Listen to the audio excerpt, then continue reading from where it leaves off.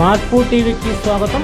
ఈరోజు చిత్తూరు జిల్లా బంగారుపాళ్యంలో మాజీ సీఎం వైఎస్ జగన్మోహన్ రెడ్డి పర్యటనకు షరతులతో కూడిన అనుమతి.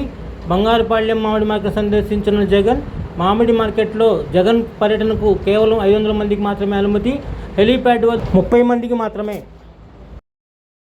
ఎంతమంది ఎలాంటి షరతులు విధించినా తమ కార్యకర్తలు తమ వారు వస్తారని చెప్పి కరుణాకర్ రెడ్డి గారు చెప్తున్నారు. ఇప్పుడే హెలికాప్టర్ లాంచ్ అవుతుంది.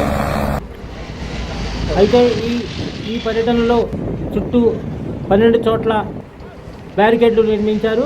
అట్లాగే బ్యారికేడ్లతో అడ్డుకునే ప్రయత్నం చేశారు. చెక్ పోస్ట్ ఏర్పాటు చేశారు. 12 చోట్ల జనం కూడా, రైతులు విపరీతంగా వస్తున్నారు.